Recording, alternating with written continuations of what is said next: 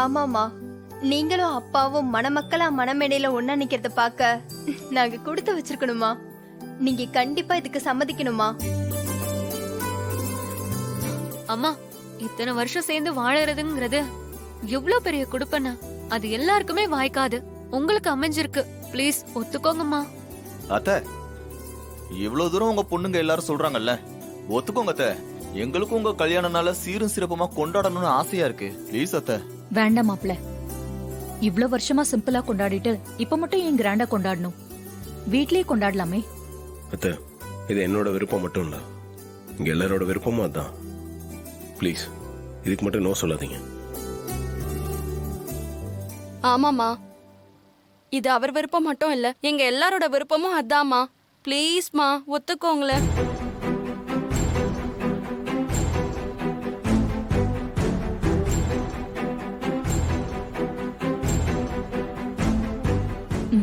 சரி மாப்ள, நான் உங்களுக்காக இதுக்கு சம்மதிக்கிறேன்.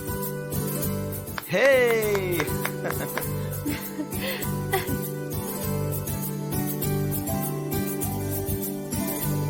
ரொம்ப தேங்க்ஸ் அத்தை. அத்தை, நீங்க ஓகே சொல்லிட்டீங்களா? கடிக்கிறோம் விடுங்க. ரொம்ப சந்தோஷமா. நீங்க ஒத்துக்க மாட்டீங்களோன்னு கொஞ்சம் பதட்டமா இருந்துச்சு. இப்பதான் எங்க எல்லாருக்குமே சந்தோஷம்.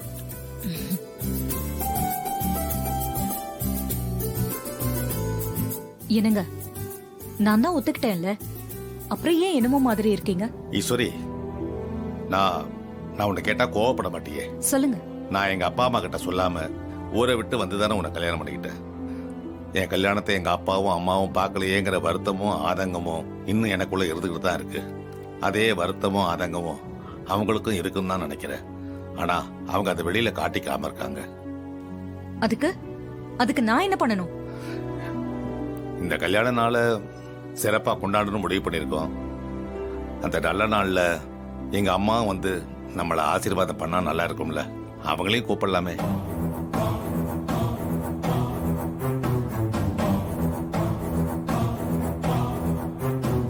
என்ன விளையாடுறீங்களா? கொஞ்சம் இடம் கொடுத்தா உங்க வேலையை காமிச்சிடுறீங்க. யாக பூஜைக்கு போயிட்டு வந்ததுல இருந்தே உங்க அப்பா அம்மா மேல ரொம்ப தான் பாசம் காட்டுறீங்க. அந்த கிழவியும் ஒண்ணு எதுக்காவது வந்துகிட்டே தான் இருக்கு. இப்ப நீங்க கல்யாண நாளைக்கு வேற கூப்பிடணும்னு சொல்றீங்க. அதெல்லாம் நடக்கவே நடக்காது.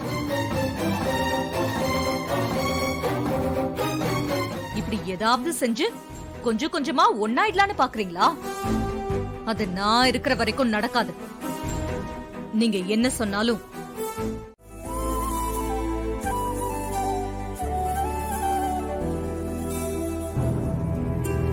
மா சொல்லுங்கம்மா, இவ்ளோ தூரம் வந்துட்டு என்ன தயக்கம்?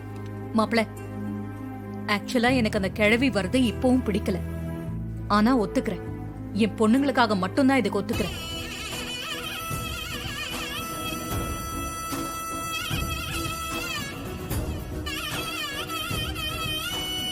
அந்த கிழவி வந்துட்டு போட்டும். ஆனா ஃபங்க்ஷனுக்கு வந்தோமா போனோமான்னு இருக்கணும். மண்டபத்திலேயே உட்காந்துக்கிட்டு சென்டிமெண்டா பேசி எல்லாம் பிரச்சனை பண்ணக்கூடாது. அப்புறம் இன்னொரு விஷயம், நான் அந்த கிழவி கால்ல விழுந்தெல்லாம் ஆசீர்வாதம் வாங்க மாட்டேன். என்னை கட்டாயப்படுத்த கூடாது. இவரு வேணா ஆசீர்வாதம் வாங்கிக்கட்டும், அதுல எனக்கு ஆட்சேபனை இல்லை.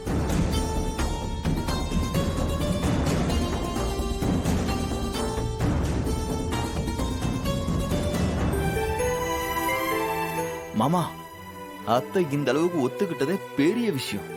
ஃபங்க்ஷனை ஜமாயிச்சிருவோம். மாப்பிள்ள, நீங்க ஒரு மண்டபத்தை பார்த்து எல்லா ஏற்பாடு பண்ணிடுறீங்களா? சரிங்க மாமா. என்னோட கல்யாண நாள்ல எங்க அம்மா வர போறாங்க. அவங்க என்ன ஆசீர்வாதம் பண்ண போறாங்க. ரொம்ப சந்தோஷமா இருக்கு. இது எல்லாத்துக்கும் காரணம் நீங்க தான் மாப்பிள்ள. ஐயோ, நான்லாம் இல்ல மாமா. இந்த விஷயத்துல உங்க பொண்ணுங்க தானே அத்தைக்கிட்ட பேசி சம்மதிக்க வச்சாங்க. நீங்க தேங்க்ஸ் சொல்றதா இருந்தா அவங்க கிட்ட தான் சொல்லணும். இந்த அப்பாவுக்காக உங்க அம்மா கிட்ட போய் பேசினீங்களே, ரொம்ப தேங்க்ஸ்மா. நீங்கெல்லாம் வயசுல சின்னவங்களா இருந்தாலும் அப்பாவோட ஆசையை நிறைவேற்றணும்னு நினைச்சீங்களே, உங்களையெல்லாம் நினைச்சா எனக்கு ரொம்ப பெருமையா இருக்குமா. ஐயோ விடுங்கப்பா, நீங்க எங்களுக்காக எவ்வளவோ தியாகம் பண்ணிருக்கீங்க.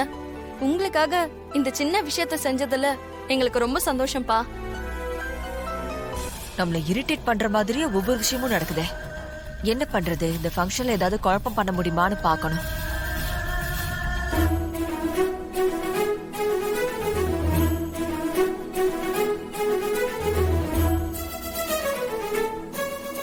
என்ன எல்லாரும் சந்தோஷமா இருக்கீங்க? என்ன விஷயம்? அம்மா அப்பாவோட கல்யாண நாள் வருதுல, அத கிராண்டா மண்டபத்துல வச்சு செலிப்ரேட் பண்ணலாம்னு முடிவு பண்ணிருக்கோம். அப்படியா? அது மட்டும் இல்லக்கா, ஃபங்க்ஷனுக்கு பாட்டியே வந்து ஆசீர்வாதம் பண்ண போறாங்க. அம்மா இதுக்கு ஒத்துக்கிட்டாங்களா?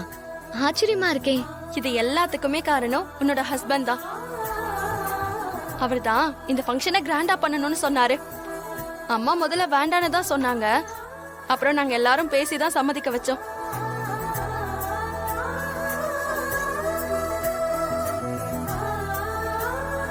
இப்படி ஒரு சந்தோஷமான விஷயம் நடக்குதுன்னா அதுக்கு உன்னோட ஹஸ்பண்ட் மட்டும் தான் காரணம்.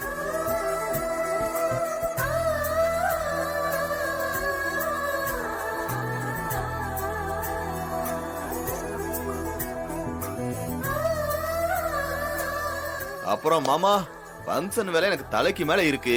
நான் போய் அதை பாக்குறேன். ஓகே? மாப்பிள்ள, நீங்க தான் எல்லாத்தையும் பொறுப்பா பாத்துக்கணும். சரிங்க.